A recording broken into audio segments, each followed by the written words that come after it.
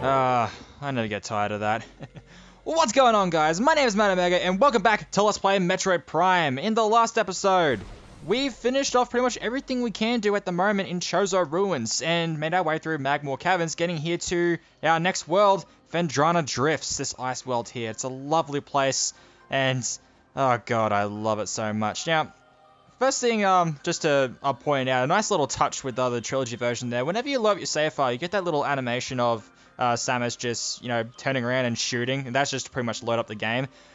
The really nice touch is that whenever you get a new suit, the animation changes that reflects what suit you're wearing. So at the start of the game, you would have seen that it was just the regular power suit, and now it's the various suit. It's very, very cool stuff. So, let's start things off by scanning a few things, shall we?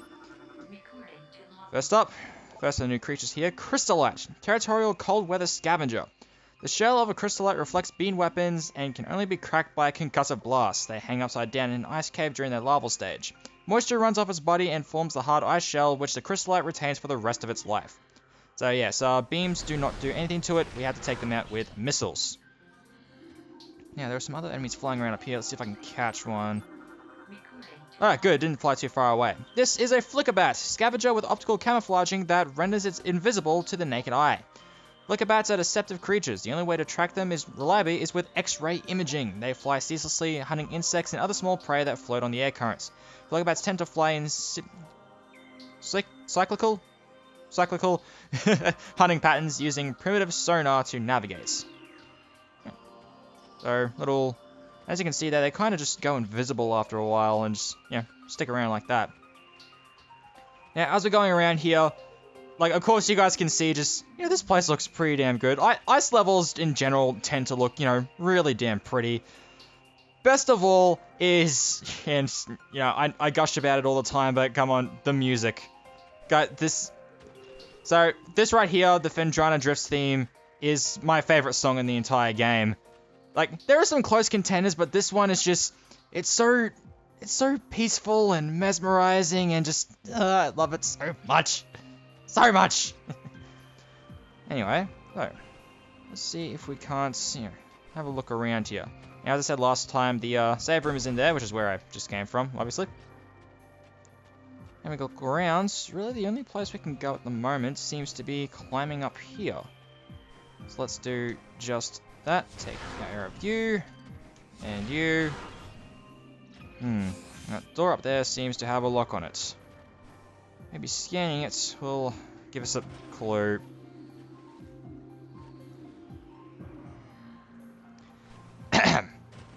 Alright, let's try that again. So, let's have a scan around here and see if we can find anything of use. Largely level secure. Shield controller elsewhere in the Phendrana Shorelines area. Phendrana Shorelines being the room we are in now. Did I ever really mention that each room has its own, little name? So these are the Phendrana Shorelines. So we need to find some kind of switch or something to open up this door. Luckily, it's not too far away. I probably should have scanned that to show that that can indeed be blown up with a missile, but yes, that can be blown up with a missile. So it's good to know, I assure you. Down here, a little thing to scan. Door directly above has been unlocked. Nice. So we just climb our way back up. Again. I'll see you guys up there. Alrighty. Go through here. Take care of the ice. Alright. We have another kind of bomber here. This is the scatter bomber. Pulsing tendrils of energy extend from the creature's body. Like all bombers, these creatures can only be harmed by electrical energy. Proximity to these lifeforms may result in electrical visor interference.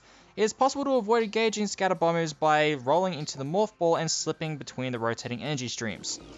Alright, so yes, it's going back and forth. It's got little tendrils like that. Again, if you charge your weapon, it will go faster. And as you saw there, get close to it, it actually interferes with our visor, and we can't see very well. So, we'll just try to head on through and avoid them as we can. Yep, there's another one here. There we go. Alright, moving on. Where are we now? Ice Ruins East. Here with another new enemy for us. These things come out of the ground. These are baby she-goths. Glacial Predator. Ice Shell protects vulnerable dorsal area. Young she-goats grow a resilient shell of ice on their backs, which serves to protect a layer of vulnerable flesh. With this being their only weak point, baby she-goats will turn quickly in order to not allow predators the opportunity to strike at their backs. Powerful hunters, their fire bursts of ultra-cold gas at potential prey, then feast on their frozen victim. Good to know. Alright. So, yeah, we can't do anything to the front of it, but we can take out the back of it. And for this, I recommend charge shots for the most efficient method. I can take care of that, just a few shots to their back there, and they're done. That's another normal one. Oh, normal. I say normal, I mean one we've seen before. Shoot the shit out of it. Alright, and those are she-goats. Oh, baby she-goats. It specifically said baby she-goats. Maybe we'll find a not baby. I don't know. Yeah, we're in east, yeah? East, so there's nothing... I was thinking of somewhere else. We'll climb around the ruins a bit here, see if that gets us anywhere. Which usually it does. More crystallites. Yeah, another distinctive hum of something. We've got another little magnetic rail there. Maybe we'll be able to use those soon. Maybe. Possibly? Potentially. Boxes. That's... yeah. I want to keep on the lookout for them because it's not...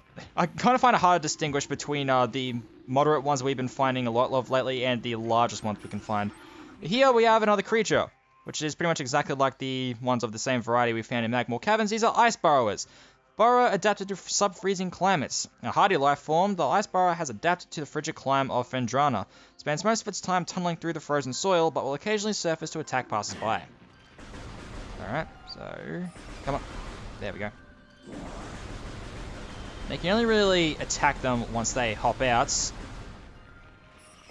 which is precisely why I ended up turning the free aim of my lock-on off. It makes shooting things like this a hell of a lot easier, because normally the default setting for the lock-on in the trilogy version is that when you're locking onto something, you can still move your cursor around like this. The camera will just be centered on them.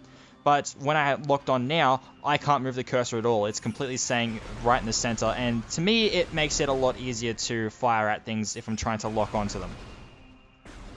So that means I can be even more precise than I normally could. Moving along here. We're back out in the Phendrana shorelines. Yeah. Nice little view, just make sure you don't fall off. There's some interesting looking, ruin looking areas over there. I can see that. That looks like a missile expansion. Maybe we'll have to come back later. Yeah, we still can't take care of these things yet. We don't have any, electrical attacks, which is a shame. Now we should be in the ice ruins west, which is actually where I was thinking of before, because they were specifically in east, so there should be specifically a west. Or north, or south. Some other cardinal direction.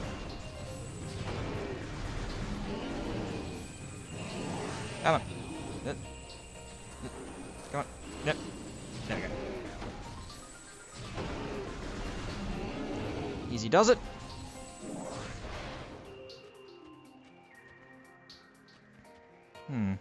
Got a door up there. But, it's got a purple film over it as opposed to the normal blue. Maybe that's for something. Another door down there, which I'll leave just for a second, because over this way is one of these, of course. But also, Chozo lore! So what do we got? As the great poison reaches ever further into the planet, we Chozo begin to feel the gnawings of despair. Before it is too late, we now make our last stand. We have begun to build a temple to contain this darkness. At its heart, we will place a cipher, a mystical lock powered by 12 artifacts and filled with as much power as we Chozo can harness.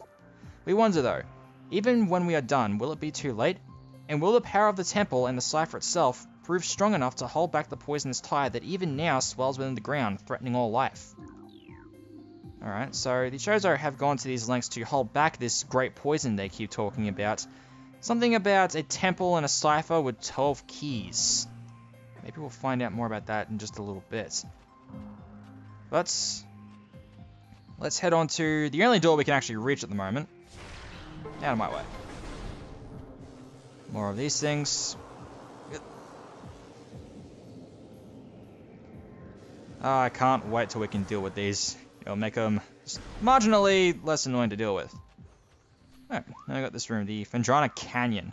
And, yep, that's definitely a canyon. Drop down just behind us here, we get another piece of Chozo lore. So many creatures suffer beneath the blight upon the land, and we Chozo are no exception. But for all of our pain, we can at least believe in the promise of the future. We have come to believe that a time may never come when we can once again open the door and banish the darkness we've contained. Even so, our vigilance will forever remain. We believe that on some far-off day, a saviour will come and continue what we have begun. For that saviour, we will leave our ancient weapons and armour. The soul who can gather them will be the entrusted one, the only being who can reserve the evil that grows here. Well, that pretty much sums up why we're actually able to find all of our usual upgrades all over the place. The Chozo left them behind for someone who can actually use them.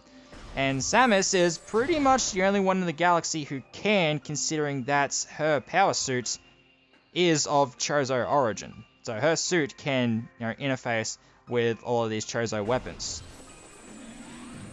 Oh, God damn it. Nope. Come on, turn around, turn around, turn around. There we go. I just really need to make sure I got the right one. I think I did pass one over before that may have been the best pickup for missiles.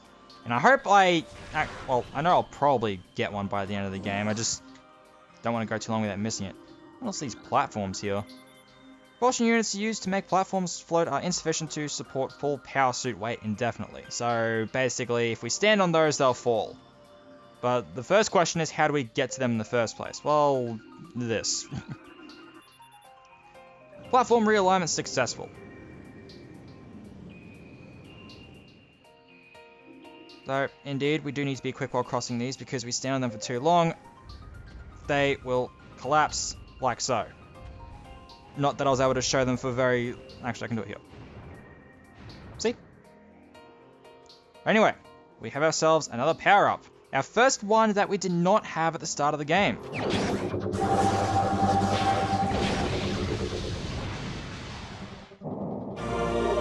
We have the Boost Ball. This is an upgrade to our Morph Ball mode. We press and hold B to charge the ball and release it to charge forward with a speed boost. And to show off how it works, what better just to demonstrate than a half pipe? Oh, the series does like its half pipes, especially Prime 2. About to show off. Hold down the B, we start glowing like this. And rocket off in the direction we're going. Alright, now half pipes. We're going to encounter a few of these, so it's good to try and get this right as soon as you can. So, start off, we'll just, boost on one side. And basically the trick here is to charge up a boost while you're falling and just let go of it, I want to say just as you're starting to reach the other edge of the curve. That should allow you to either gain or at least maintain your height. You're going to need to be able to get good at doing that quite a few times for various things. It can be a little annoying, but get it right, and the rewards will be worth it. Alright. And since we have that, believe it or not, there's actually nothing else that we can do in Phendrana Drifts right at the moment. So, what shall be our next move? Well, first off, I'll show off our world map here. So, if we press A here, we'll go out to the world map. Then we can move between all of these. We got the Talon Overworld, Chozo Ruins, Magmore Caverns. So, where I want to go to next is I want to head back to the Talon Overworld. We're going to do that by going through the Chozo Ruins. So, what I'll do is I'll head back to the elevator here. Pretty much just...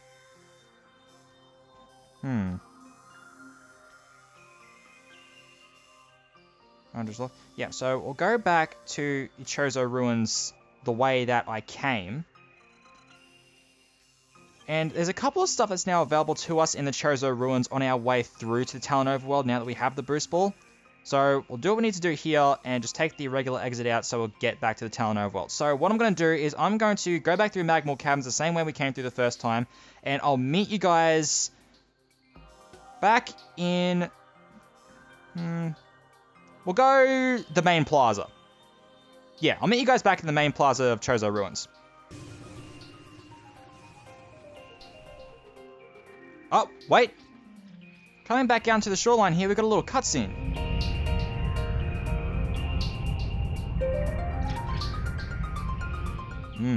That lovely image quality. Ridley. Oh, he's definitely here. Oh, we're still in the right place. It's only going to be a matter of time before we finally track him down and take care of him. But again, for now, back to Chozo Ruins. Alright, so we're back here in the main plaza. Now, I just want to point out real quick that I didn't have to come back here now. Because, basically, my objective at the moment is, well, just the Talon Overworld. There's something we can do there now that's actually pretty important. And there is an elevator that connects Talon Overworld directly to Magmore Caverns. And it's not actually that far away from the elevator that takes us to Phendrana Drifts. Thing is that there is some things in Chozo Ruins that we can now get because we have the boost ball, and Chozo Ruins is a potential, sidestep on the pathway back to the Talon Overworld, so I thought, I'll just get it now. So, if you didn't notice before, I'll point it out now, this here, half-pipe. Can actually, some of them can actually be scanned, but, that's fine now. There's a missile expansion just up there, so, quite obvious what we have to do here. This one's a little finicky as well, just because that bridge of branches up there can kind of interrupt your momentum here. Alright, so we got a missile expansion from that. Next, we want to go back in here. This is the path that initially took us to the room where we first got our Morph Ball back. And if you noticed in here as well, this platform that we first jumped over to get here in the first place is another half-pipe. So, we'll go up the right side first. Well, actually, the right side is the only one we can really do anything with at the moment. That one has some missile expansion.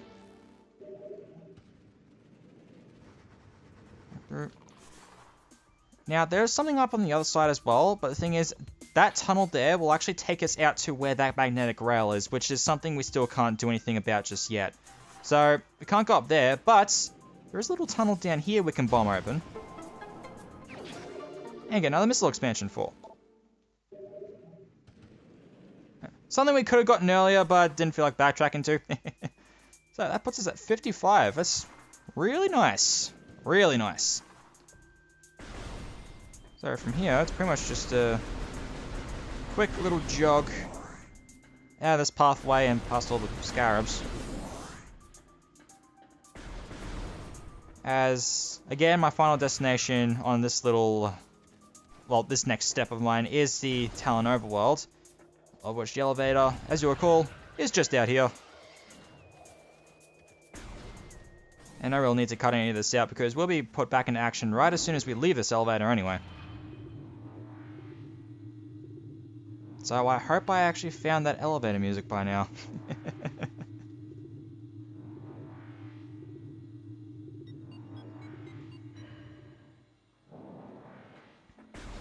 Right outside the door here. Good old gamers, we haven't seen you in ages.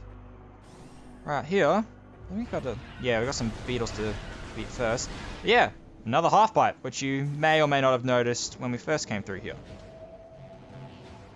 We are going to try and get up here. Again, try and release your boost just as you're starting to climb the slope. There we go. It can be tough to time sometimes, so it does take a little bit of practice. Anyway, this should be sandstone, I think. Yeah, sandstone, meaning Morph Ball Bomb. Which will lead us to another little path that we weren't really able to do anything about before.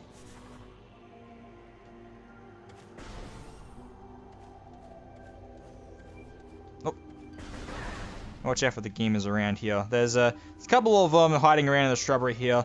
Other than that, this is a really nice little pathway here.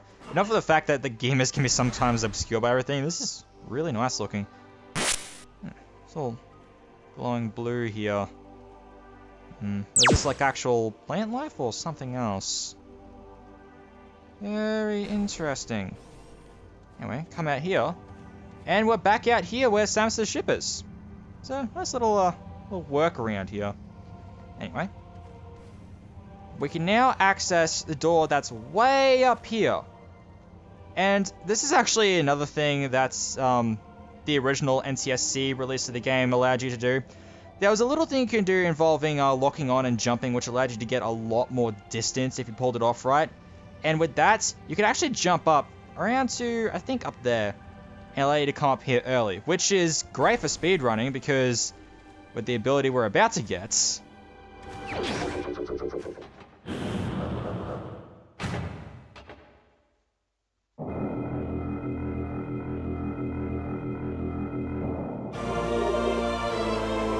Space jump boots. Now, in the 2D games, this would allow us to pretty much infinitely jump if we could time the jumps right, especially in Super Metroid. But here, they're just a simple double jump. Which honestly is still really cool. A double jump is really great in a game like this, really. And will allow us to do a whole lot more and maneuver a whole lot better. Now that we've done that, there is a little tunnel down here. It is. There's been this missile expansion hiding right behind our ship from the very beginning, but we didn't have a morph ball at that point, so yeah. Now, I believe my next destination is going to be up there. And this one is rather important. If I can actually get up there. I have a double jump now, should be easy. Come on up around here. Well, we probably could have come up here at the very start of the game, but I think it's better to do it now. But first, new creatures here. Seedlings. Plant-based ground fleeter. Dorsal spines can be ejected in self-defense. And that's it. That's all they have to say for themselves. So, it's great. Out of my way, weeds. If I can just double jump over you. And come along this way. Look at all this. Impact crater. Indeed, the very impact crater where the meteor that started a lot of this mess first landed. So this right here, we haven't seen one of these in quite a while. It's pirate data. So the space pirates have indeed been here and seem to be looking into all this. Field team reports are in on an age structure of an alien design built on the surface of Talon 4. Studies show this structure projects a contaminant field. This field bars access to a prime source... Oh, contaminant. I said contaminant field, didn't I? I meant containment field. Prime source of energy deep within the crater. Science team believes the field is powered by a number of strange Chozo artifacts. We have found some of these relics as studies on them have begun. As this field can hinder future energy production operations on Talon 4, we must dismantle it as soon as possible. If this means the destruction of the Chozo artifacts, it will be done.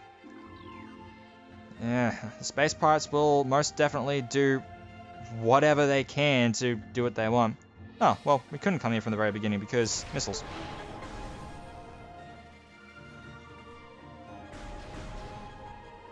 Going in through this way and get a bit of a better view of, well, something.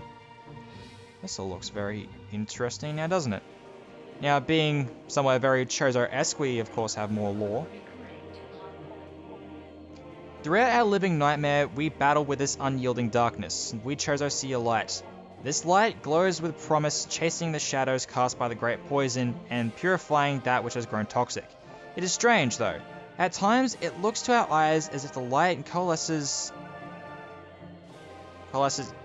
into the figure of a woman. Burning brightly, the luminescence descends from space and retreats back into the infinite blackness from whence it came. When this prophecy comes to pass, when the light recedes, the Chozo's long vigilance of containment will finally come to an end. Well, there was that little narration at the very start of the game, something about the light of Samus Aran, and Samus Aran is indeed a woman, as you may have been able to tell. The containment of the Great Poison. This task has fallen to the Chozo, and we will not flee from our duty, even as we suffer with the land and its creatures. We will pour our will into the 12, the artifacts that, when brought together, form the lock that holds this great evil at bay in the depths of the planet. This lock must stand up to all who might come to assault it. To preserve the power of the seal, and to protect it from those who would meddle for their own designs, we will spread the artifacts across the land, hiding them from prying eyes. The lock must never open until the day comes when this disaster can finally be put right. They've really gone out of their way to try and contain this great poison, whatever it is, as much as they can. And, you know, fair play to them. They seem to have quite a thing going on for that. Look at this. Alright. Well, we've heard of a place with this cipher that needs 12 keys, 12 artifacts. Here is our first.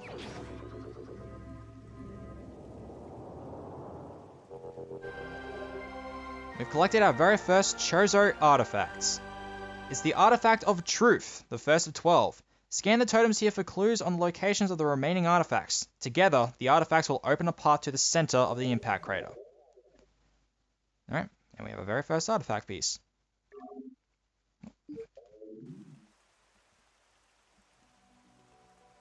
So now we've begun collecting them. These little holograms will appear on the statues here. We want to try scanning these. Oh, we got another medal for that, as we saw for a very split second there. So, any holograms you see here, we want to scan them. These will give us artifacts entries in our logbooks. A sun chamber high atop our ruined home became the nest of a great beast, and a source of corruption. Many Chozo spirits have been drawn to this tainted place. Release their bond to the worlds to claim the artifact of Wild.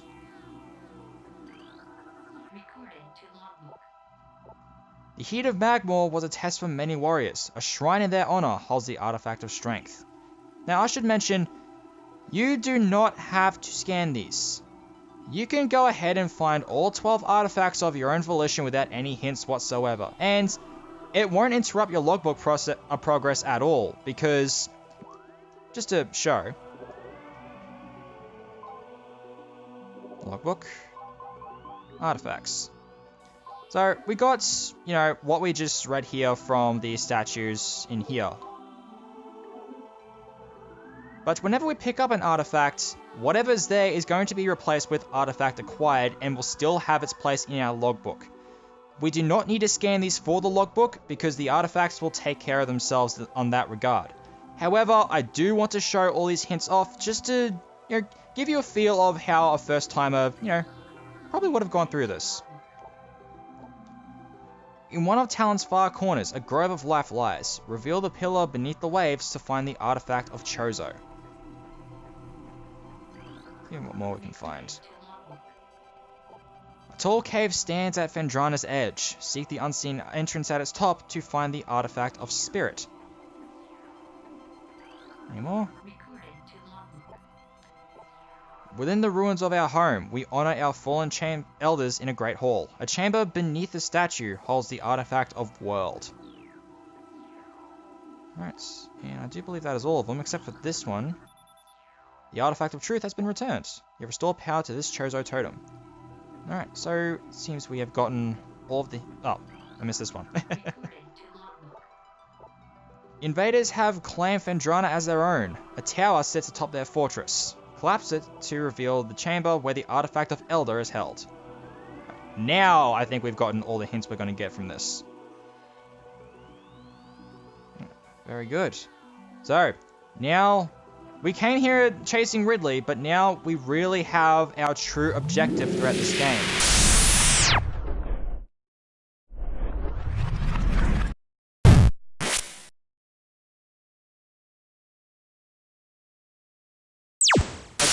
Objective throughout this game.